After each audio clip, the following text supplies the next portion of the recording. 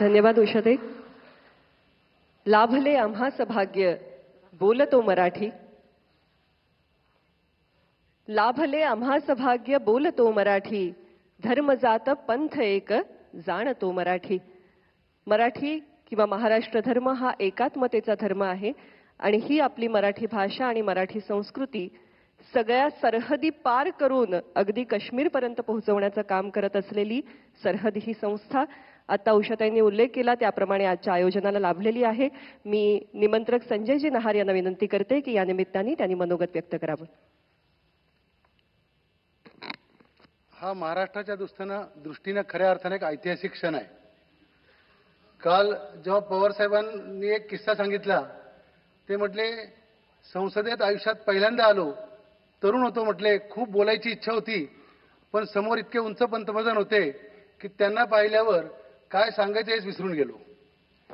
तशीच अवस्था आज माझी झालेली आहे की आज इथे नरेंद्र मोदी साहेब आहेत.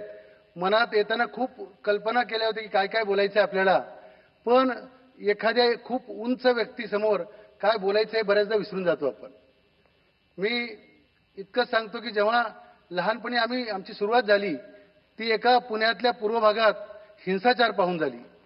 वयाच्या 8व्या वर्षी बंदुकीच्या गोळीने मृत्यू झालेला एक तरुण पाहिला आणि काही काळ असं वाटायचं की हिंसाचारातनं सगळे प्रश्न सुटू शकतात.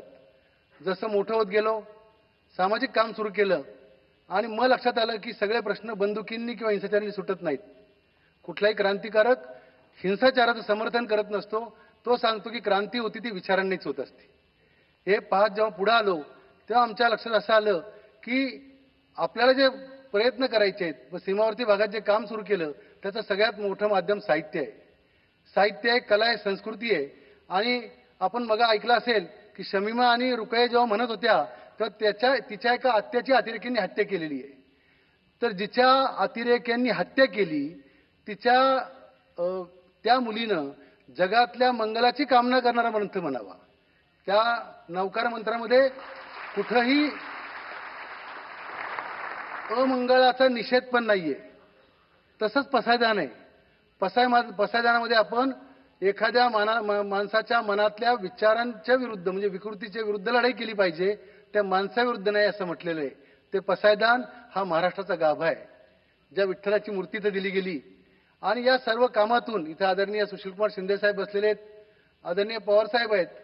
म्हणजे इतिहास कशी पुनरावृत्ती करतो की जसं आता उज्ज्वलताईंनी सांगितलं की 1954 साली संमेलन झालं होतं, त्याही वेळी ते संमेलन दिल्लीवर आक्रमण करण्याचं नव्हतं, तर दिल्ली जिंकण्याचं होतं. असं म्हटलं जातं की दिल्लीची मराठ्यांना विशेषतः मराठी माणसाला भीती असते आणि तेवढंच आकर्षण पण असतं. इथं राहणारी माणसं सुद्धा बऱ्याचदा एकमेकांना भेटायला टाळतात.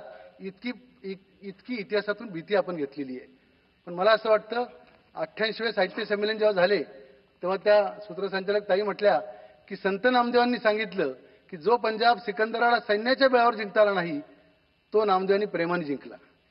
आज त्याचीच पुनरावृत्ती होतीये, इतिहासाची पुनरावृत्ती होतीये आणि तिचे साक्षीदार आहेत ज्यांना भविष्यामध्ये महाराष्ट्राचे नेते आदरणीय देवेंद्रजी फडणवीस, जेव्हा पवार साहेब इथे आहेत आणि आदरणीय नरेंद्र मोदीजींबद्दल इतकंच सांगतो की ते जेव्हा सांगतात की बंदुकींनी प्रश्न सुटणार नाही. स्वातंत्र्यापूर्वी असं म्हटलं जायचं की लेखणी मोडा आणि बंदुका हातात घ्या. आता वेळ आली आहे बंदुका बाजूला ठेवा आणि लेखणी हातात घ्या. हे या देशाचे पंतप्रधान म्हणून जेव्हा नरेंद्र मोदी सांगतात तेव्हा त्याची प्रेरणा कुठल्या तरी गावात कोपऱ्यात एखादा मुलगा घेतो आणि तो सिराजुद्दीन सारखा मुलगा या जगातलं सगळ्यात मोठं पुस्तकांचं गाव करायचा प्रयत्न करतो. ज्या गावामधले लोक बंदुका बाजूला ठेवतात आणि घरात ग्रंथालय करतात, तर कवींची, लेखकांची आणि नेत्यांची हीच प्रेरणा असते. अखिल भारतीय मराठी साहित्य संमेलन दिल्लीत घेण्याचा हेतू तोच होता. महादेव गोविंद रानडे यांनी 1878 साली जेव्हा हे सुरू केलं तेव्हा त्यांची कल्पना अशी होती की कुठल्याही विरोधी विचाराला सुद्धा या मंचावर स्थान असलं पाहिजे आणि विरोधक हा आपला शत्रू नसतो, तर त्याचा एक अनेकांत आपल्याकडे म्हटलं जातं की सत्याच्या अनेक बाजू असतात. साहित्य संमेलनाची ही परंपरा अखंडपणे हे 98वें साहित्य संमेलन दिल्लीत होते.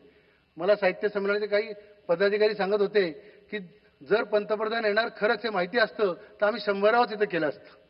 तर मी त्यांना सांगितलं की नियतीने ती सुद्धा जबाबदारी एका संस्थेवर दिली आहे आमच्यासारख्या छोट्या, पण आम्ही जे काम करतोय एक अशा प्रकारचं काम आपण उभं करूयात आणि त्याची प्रेरणा म्हणून या साहित्य संमेलनातनं ही आज आपण जी नावं घेतो, मग लोकमान्य टिळक असतील, नामदार गोखले असतील, नचिम केळकर असतील, सावरकर असतील, टोकाची विचार भिन्नता असलेले लोक या साहित्य संमेलनाच्या व्यासपीठावर एकत्र आलेले आहेत आणि त्या मंचाचं आज उद्घाटन या देशाचे आदरणीय पंतप्रधान नरेंद्र मोदी यांनी केलेलं आहे. व्यक्तिगत टीका टिप्पणी आपण करताना एक गोष्ट लक्षात ठेवली पाहिजे की या महान देशाचे पंतप्रधान ही व्यक्ती नसती, तर या देशाचे प्रतिनिधित्व करणारे एक महत्त्वाचे नेते असतात. त्यांच्या हातून होणारं उद्घाटन महाराष्ट्राच्या इतिहासात सुवर्णाक्षराने लिहिलं जाईल याच्याबद्दल माझ्या मनात कुठलीही शंका नाही. मी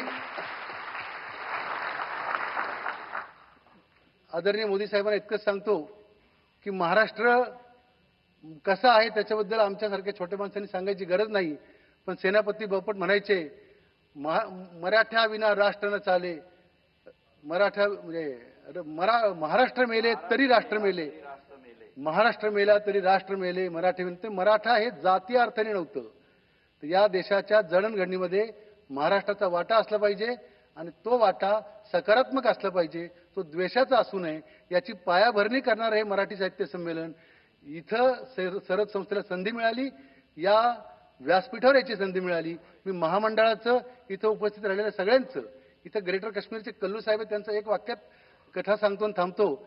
जेव्हा महाराष्ट्र सदन काश्मीरमध्ये बांधायची वेळ आली आणि काही आंदोलनं सुरू झाली, तर ते म्हटले की हिंसाचारानं द्वेषानं खूप भोगलंय काश्मीरनी, आता आम्हाला परवडणार नाही, आता प्रेमानं आपण एकत्र आलं पाहिजे. आणि ते सांगण्यासाठी जर आदरणीय पंतप्रधान साहेब साक्षर असतील तर मला असं वाटतं की या देशाचा इतिहास हा नक्कीच उज्ज्वल असेल, भविष्य उज्ज्वल असेल. इतके सांगतो, माझे 2 शब्द संपवतो. जय हिंद, जय महाराष्ट्र.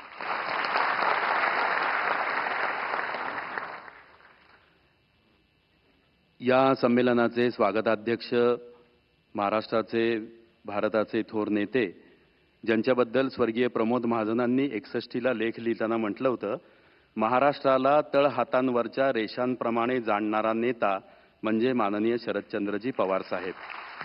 त्यांना मनोगत व्यक्त करण्यासाठी आमंत्रित करतो.